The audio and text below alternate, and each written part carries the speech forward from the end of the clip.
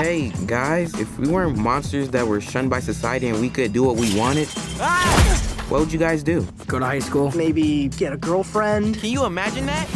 Not likely.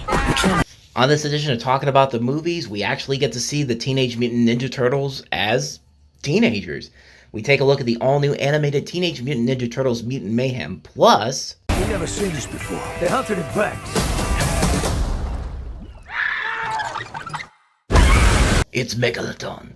Jason Statham returns to take on the gigantic shark once again in the follow-up to the Meg to the Trench. Another double feature week this week on Talking About the Movies. That's right, folks. 2 weeks after Barbenheimer, it's Turteladon weekend. And, now that still doesn't sound right. But anyway, welcome to another edition of Talking About the Movies. And, of course, as we always do on here, we talk about the biggest new releases of the weekend. And we have two big new releases this weekend. Two installments of popular franchises. Well, one's a popular franchise and one is a franchise in the making. But Teenage Mutant Ninja Turtles, Mutant Mayhem, and Meg to the Trench are the two films we're going to be looking at today. So just like with the Barbie and Oppenheimer review, this is going to be a long one. So if you want to get to a specific movie, I'll put the timestamps below. I would suggest if you're going to watch both of them, sit back, relax, go get something to drink, go grab some popcorn, do whatever you need to do. But it's going to be a long one, so let's go ahead and get right to it. Let's start off with the first movie that I saw yesterday, and that was Teenage Mutant Ninja Turtles Mutant Mayhem. And of course, because Teenage Mutant Ninja Turtles is a long-standing franchise, before we get to this new movie, we might as well talk about some of the other movies and even TV shows, because we might as well talk about the shows themselves in the series. I, of course, grew up with the original Ninja Turtles series from the 1980s. Most people saw it in syndication, and most people saw it on CBS in the early 90s. The first time I ever saw the Ninja Turtles animated series was actually when USA still had the Cartoon Express. If you didn't grow up with the Cartoon Express, go look that stuff up, because that's just good old nostalgia right there. But this was kind of the last few years of the USA Cartoon Express, and the Ninja Turtles reruns was kind of the last-ditch effort to keep that relevant, because they would eventually go out a bit. USA would shut down the animated series after about 3 years after the Ninja Turtles got on there. So, but the Ninja Turtles TV series is a classic show. Mainly the beginning of the series was really good. Kind of when they went into the last 3 seasons of the show, that's where it started to dip off big time. It felt like they were trying to rip off Batman the Animated Series with the red sky, and like they kept adding these newer elements that didn't really make a whole lot of sense. Like in the last season, they teased it. They basically put the idea that the turtles can mutate more than they already are, and it doesn't really go anywhere, honestly. And the last couple seasons are pretty forgettable, and I barely remember watching the last few seasons of the show. But then again, I don't remember watching Ninja Turtles: The Next Mutation, which was the next show after that, which is made by the people who made Power Rangers, and for a good reason.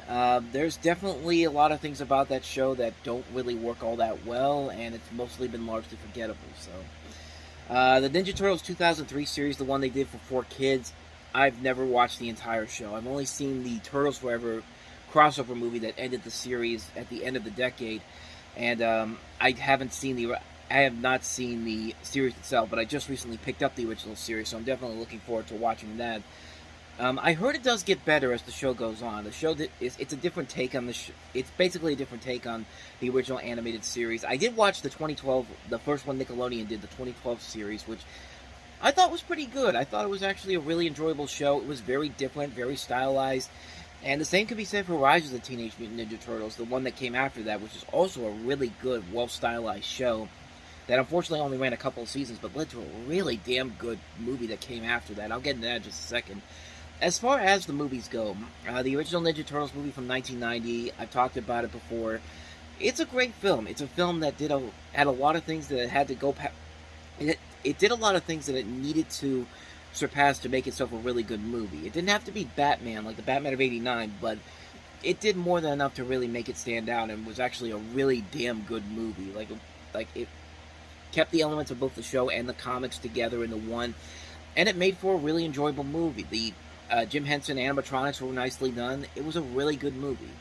Ninja Turtles 2, not so much, but it is one of those guilty pleasure movies. I grew up with it a lot. It was actually the one I watched a lot more than the original Ninja Turtles movie, and it was the one I actually saw the first out of all the Ninja Turtles films. So I do have a soft spot for it. I mean, come on, Vanilla Ice is singing Go Ninja, Go Ninja, Go. It's so peak '90s, but I loved every minute of it. Same can't be said for Ninja Turtles 3, which we've delved into that so many times before. It's a really bad movie, bad jokes, bad animatronics, just a really lazy storyline. It's not a good movie.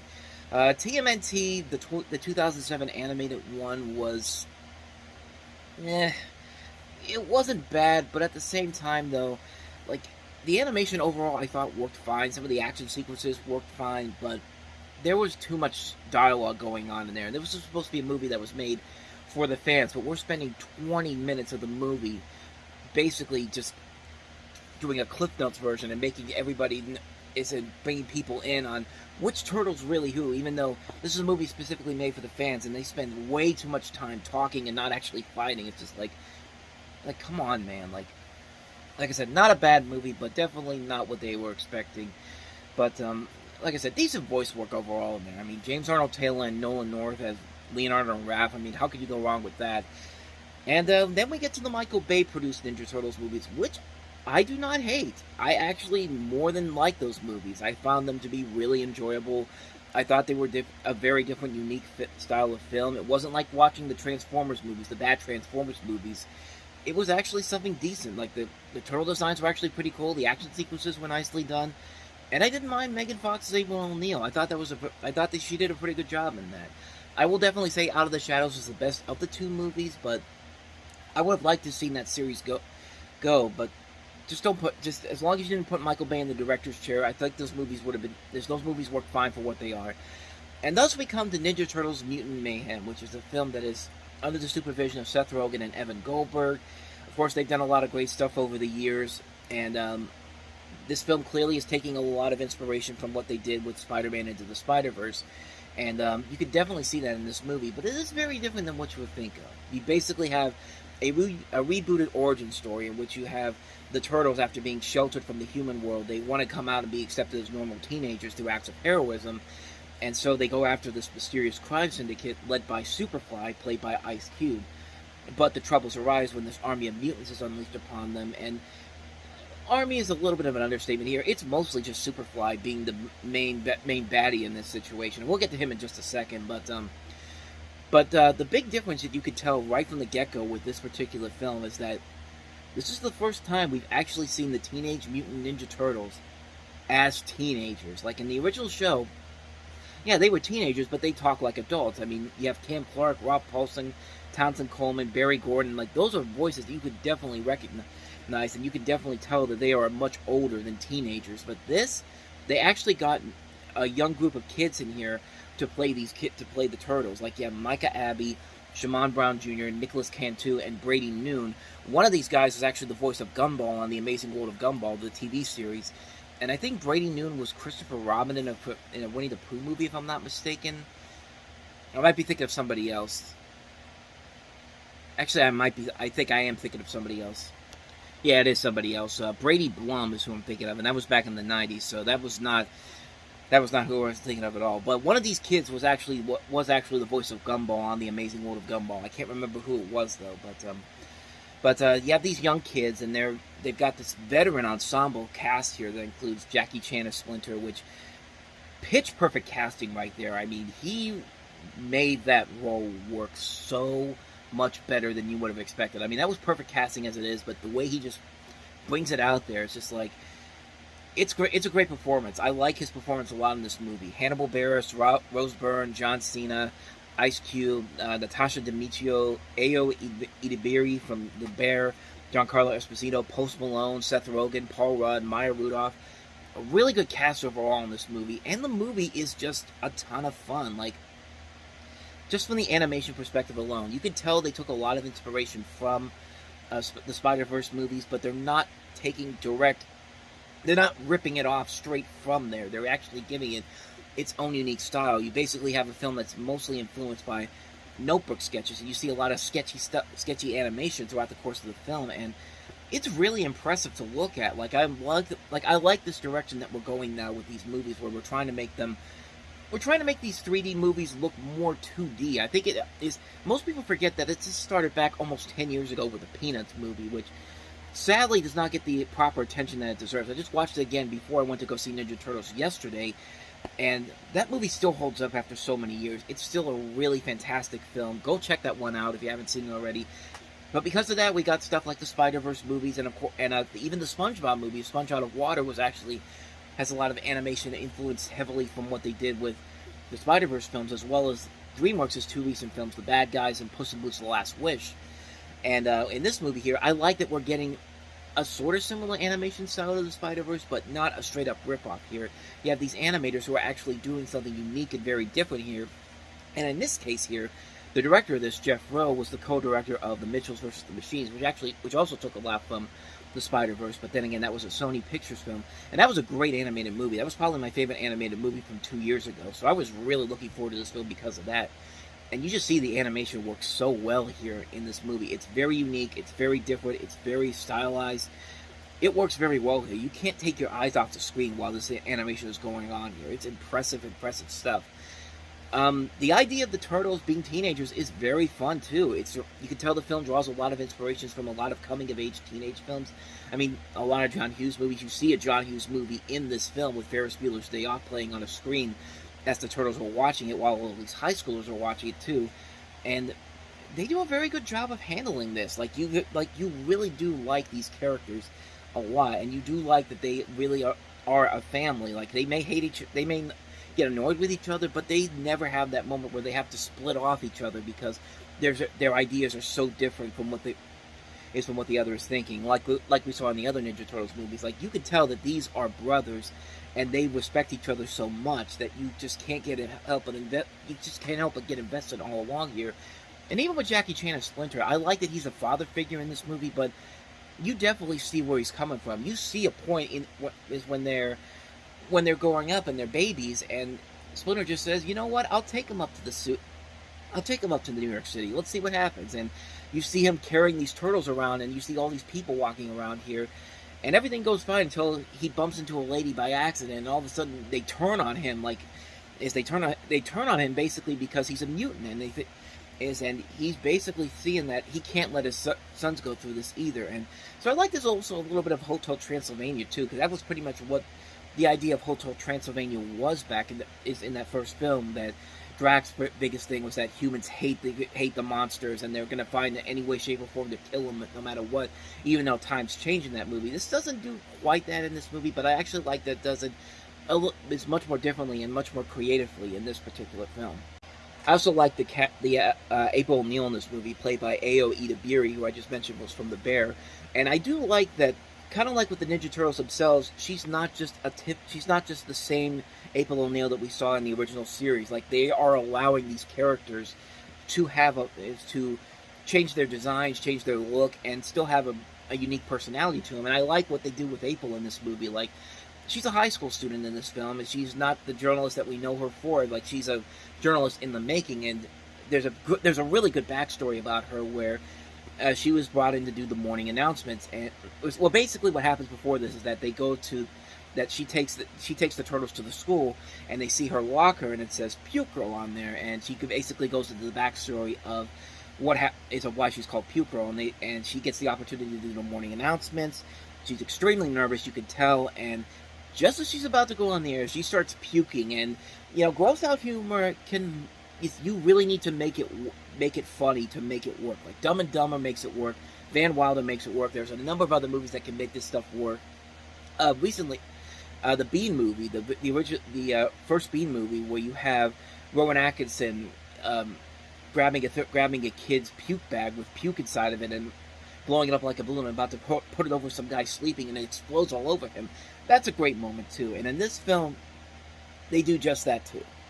So she's doing the morning announcements, and then just as she's about to get started, she starts puking like crazy, and like it's not just a regular puke, like it's just going straight to the ground. It's like a water hose going crazy. Like she's convulsing. She's like going up in the air as this puke goes in slow motion. It was one of the funniest scenes of the movie, and it actually does come back a little bit later on in the movie when she has to convince New York City that these turtles are actually fighting the is the bad guy in the movie, and it's really funny. It's a really funny subplot that they throw in there.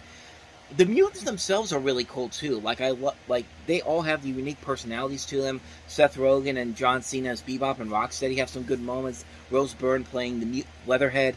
You have Natasha Dimitriou as Wingnut, and Paul Rudd as Mondo Gecko. You have Austin Post as Ray Fillet. Hannibal Buress as Genghis Frog.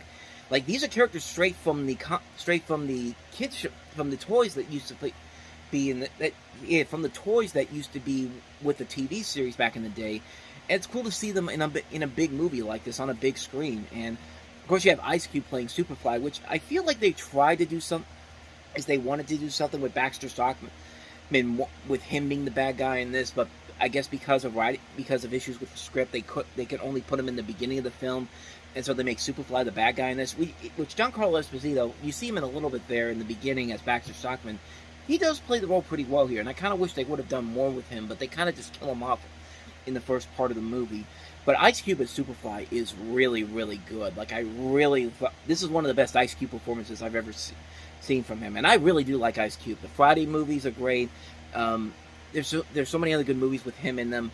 Like, even a lot of good animated movies. I thought he was pretty good in The Book of Life, but here, he loves playing. You could tell that he just loves playing this character. He's ad-libbing, and he's just having a good time with this performance, and the animation is just working directly with him. It's a great performance, man. He's a great villain in this film, too. Like, I really do like the levels that he goes to in this film. And, if there's one thing that I would say against the film, the subplot with TCRI I thought was not really set up all that well. I like Maya Rudolph a lot, but man, she could pick some really bad voice roles. Like, she did the Emoji Movie, and now she does this movie where she's just she doesn't really have a whole lot to do in this film. Like, she really does not have a whole lot to do here, except just be set up for the inevitable, because there's a big mid-credits scene where she... before we even get to that, she doesn't really have a whole lot to do there. I mean, she's just there to be a sub-antagonist, kind of, and just... Because they have this running gag about how... There's this running gag about how the turtles think that the humans are going to milk them milk them. Like, it's a running gag, it's a gag that happens in there, and when they actually get caught by TCRI, there's a machine that's literally called the Mega Milker 2000, and they're literally milking out the ooze out of these turtles. And I mean, there's something that could be done there, but they don't really do a whole lot with it, honestly. And again, it just feels like it's set up for the next movie, because as I was saying before, it sets up that there's a mid-credit scene where the turtles save the day, they enjoy high school life, they're actually accepted, and they're being surveillanced by TCRI, and they basically say that they basically say that the turtles need the help of this mysterious creature. Bring in the Shredder. And, I mean, at this point, what else did you think they were going to set up in the next movie? Like, it wasn't a good... It's not a good setup for the next film, because we know the Shredder is going to come in here at some point. We know Krang's going to show up here at some point. We know all these other characters from the Ninja Turtles history are going to show up here. Like, that's pretty much a given. I mean... I guess maybe they wanted to do something kind of like how Spider-Man 2099 was introduced in Into the Spider-Verse, or how Tails was introduced in Sonic the Hedgehog, but they did that much better here. This one, it just feels like, oh, by the way, Shredder's coming, because clearly none of you know who the Shredder is if you're clearly a Ninja Turtles fan, so we're just going to throw him in there just because. And it's just like, I don't know. To me personally, I didn't think that subplot worked really well here. I thought it was the weakest part of the movie, quite honestly. But other than that, though, I really don't have any major flaws with the film whatsoever.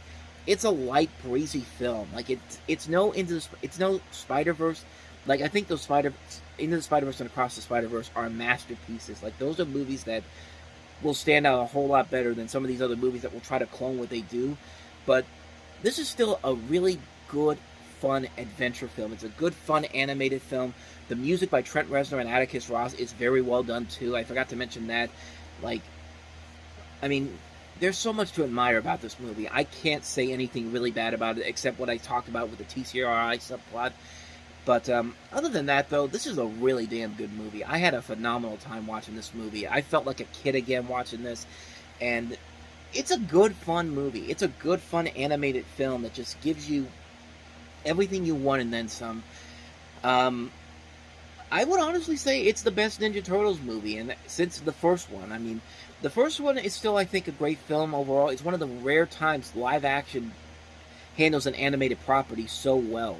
And we're living in a good time right now. I've said it before, I will say it again. Animation is kicking the ever-loving crap out of live action in terms of movies right now. Because, man, you know, with the Spider-Verse movies, the Super Mario Brothers movie, Nimona, Ruby Gillman, Teenage Kraken, and now this has just been an Elemental, too. I forgot to mention that. It's been a great year for animation, and animation right now is just making so much good material than most of the stuff that's coming out of live action right now. It's just unbelievable to think that right now. And yet animation still gets the cold shoulder. I don't know why that is. And I've delved into this long enough, and I'm going to delve into it more and more once we move down the road here. But this is another example of why animation is a force not to be messed with, man, and should be respected for that. I mean, this is a phenomenal film that works on so many levels. It's an amazing achievement. Great animation, great storytelling, great characters, great voice work, great action, great cinematography. Like, this is an amazing film. It's one of the best films of the year easily, and it's making my list of the best films of the year harder and harder to put together, because this is yet another film that's going to be added in later on down the road that I have to figure out where I'm going to put this, because this is one of the best films of the year. It's definitely one of the highlights of the year. It's a must-watch film. You will be a fool if you do not go and see this film. I give this movie a strong thumbs up. Must see this film. Great film. Can't recommend it enough. In fact, stop what you're doing right now. Pause this video. Go see the film. Then come back and just you'll know exactly how I feel about it. It's a phenomenal film. So that is Ninja Turtles Mutant Mayhem, and we hope let the good times roll, because our next movie, not necessarily a lot of good times. Let's talk about Meg 2: The Trench. So this is, of course, a sequel to the 2018 film The Meg, which I didn't get to see in theaters. I finally watched it on a Blu-ray once I got the Steelbook about 4 years ago, and it kind of lived up to the expectations that I thought it was going to have from the trailer. It was a fun, campy action shark movie. Like, I don't like a lot of these Jaws knockoff shark movies. I don't watch the Sharknado movies. I've never been a fan of those. But I was interested in the Meg. I thought it looked like a fun movie, and it was. It just took a while to get there, though. It's very slow. It's a very slow movie film. But once you get to the sharks, once the sharks start taking over, and the fun factor just comes into play. And I think the film itself is a good fun ride. It's a good fun summer popcorn movie. So naturally, I was looking forward to seeing this film, because I thought the trailer looked more like they had more free range to do whatever they want. And you could tell from that trailer, because there was a lot of good fun moments in there. There was a lot of good fun over the top moments. It looked like it was going to be good campy fun. And that's what I went into the film going into. Even though beforehand, I really thought from all the negative word of mouth that this movie was getting, I think for a good 3 hours on Thursday when the reviews started coming out for this, it was like a 0% on Rotten Tomatoes. I thought to myself, is this going to channel The Flash for the worst? Is this going to compete with The Flash for the worst movie of the year?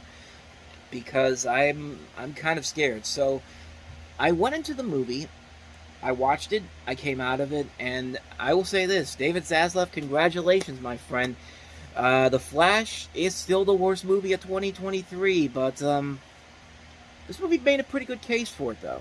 Now, let me just start off by saying, I know what I'm going into when you walk into a movie like this. It's like walking into a Jurassic World movie. Like, if you don't know what you're walking into with Jurassic World, and you're just not going to go along for the ride, you're better off not going to see it. It's kind of like with the Transformers movies as well. So, I knew going into it that this movie probably was not going to be any good, but man, I was not expecting this to be this bad. And even with this director, too, this guy named Ben Wheatley, who is a rising director that I see here. He did the ABCs of Death, he did Free Fire, he did High Rise. He was going to do Tomb Raider 2, but that project never went anywhere, and that film got canceled. The Tomb Raider sequel with Alicia Vikander as Lara Croft, which I actually like that movie, the first one, a lot, but it would have been interesting to see what he would have done with a sequel.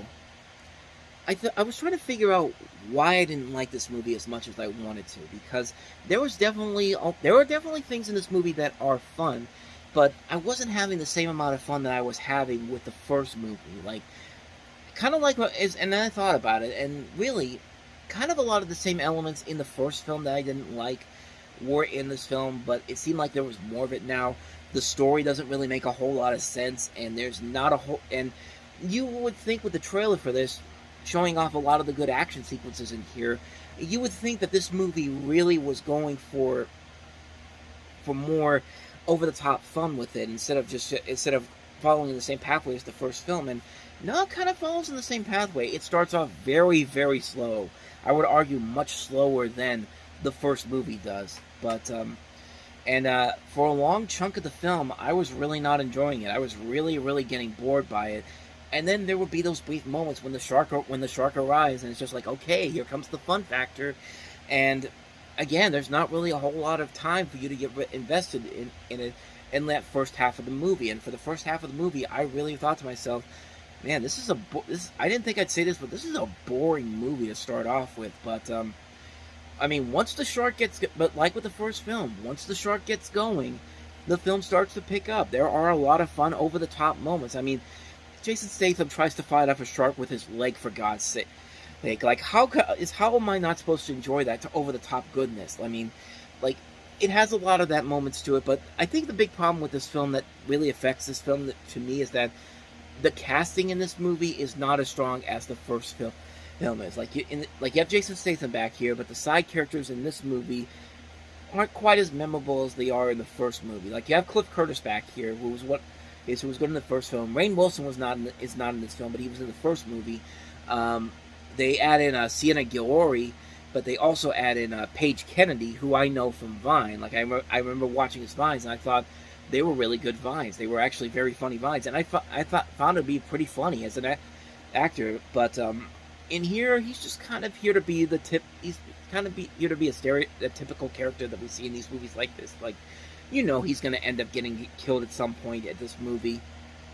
I mean, the characters in this movie really are not memorable in any way, shape, or form. But then again, I say this, but the first movie's characters mostly weren't memorable. They were kind of stock characters, but you at least had some attachment to them at some point, right? Because they were giving you something. In this movie, not so much. I mean, Jason Statham and Cliff Curtis, I think, are the only two characters in this movie that you really do get invested in. But other than that, though, most of the characters in here are very much forgettable. That being said, though, when the fun factor does come in here, I mean, it does work very well. Like, I think it is good fun, but my big problem with it is it comes a little bit too late for me to get fully invested into it. Like, I mean, there's a lot of good over-the-top campiness to it. I mean, there's a place called Fun Island in this movie. That just sounds like an idea that comes from it can only come from a campy, over-the-top film like this.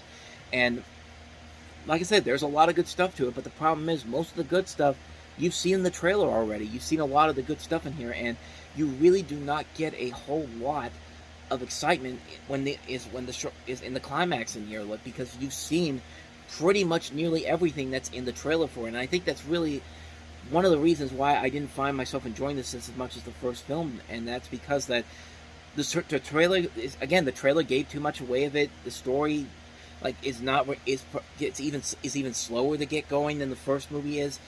Most of the main characters aren't that memorable. It does overstay its welcome to a little bit, even though it's just under 2 hours long. I mean, it's not a good movie. It's not a good movie per se. But worst movie of the year? No, not really. I mean, The Flash, I still think holds that by a large margin. Like I said, it's going to take a miracle for any movie to be as bad or as worsely put together than The Flash was. But this movie is not. But it doesn't. Let me put it this way: I would rather watch this movie more than I would watch something like Fast X or 80 for Brady, which are movies that are indeed the worst films to come out in 2023. This at least is trying to keep that magic from the first movie, but it's not doing it incredibly well. And as much as I want to give this a recommendation just for the scenes with the shark alone, I don't think I can really do that, because I do think it does take a way too long time for the film to really get going, and I think it does really hurt it in the long run. So it is worse than the first movie, but it's not the worst movie of the year. In fact, I've gone back and forth on this one. I don't know if I wanted to give it. a mixed opinion or a thumbs down. I mean, do I really want to recommend it just for the stuff with the shark at the end? And I basically just came to the consideration that, you know what, I should just give it a mild thumbs down. It's a mild thumbs down, bordering on a mid-range review. So mostly a thumbs down, but I didn't hate it. I didn't hate it as one of the worst movies of the year. I just didn't think there was enough there to really make it as memorable as the first movie was. I thought the first movie worked a whole lot better. And I thought this one took a long time to get going. I actually do, but I do want to see them keep this series going. I think this movie is going to do well enough to warrant a sequel, even if it doesn't make as much money as the first film. I want to see where they go with this. I want to see where they keep going from it. I want to see if they can do sort of like what Jurassic World did, where they can fix a lot of the problems that this film had, and up the ante a little bit, get the action going a little bit, because these movies have the biggest problem is that they start off way too slow, but when the shark moment happens, it's worth the price of admission. But in this film's case, it takes a little bit too much longer for the stuff to get going, and you really do expect a sequel to be faster paced and get going faster. But like I said, I thought the trailer was a lot better than this movie actually was. It's not one of the worst movies of the year, but I can't really recommend it. It's a mild thumbs down on this particular film. So anyway, that's Meg 2: The Trench. So not quite as epic as Barbenheimer Weekend, where you had two of the best movies of the year opening up, but this one, Meg 2, did take a lot of the weight out of a pretty good day yesterday of movie watching. But Teenage Mutant Ninja Turtles: Mutant Mayhem is the highlight pick of the week easily.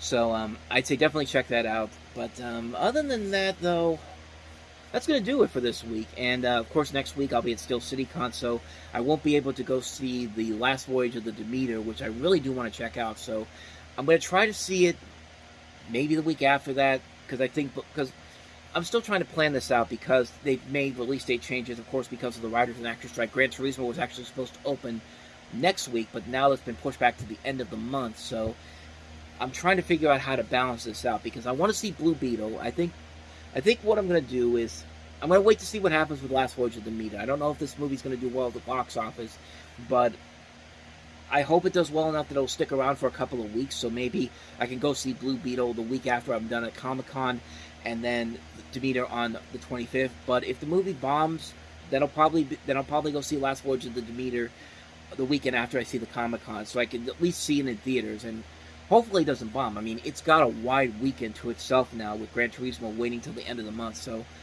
I'd have to think it's going to make some money, but that's for another show altogether. Which, speaking of that, over on my other channel, the Reviewing Network Live, make sure you tune in tonight, because it's our full preview episode of a full-length episode of the Reviewing Network Live, our podcast, and we're going to be talking about the box office, of course.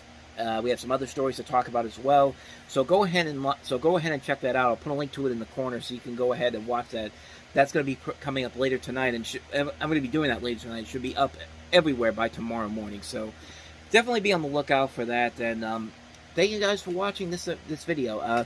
Let me know your thoughts down below. Did you see either Ninja Turtles or the Meg 2? Let me know down below. Comment what you think about it. And with all that said, thank you so much for watching, and I will see you guys next time for the next video. So thanks for watching. I'll see you next time. And until then, as always, take care.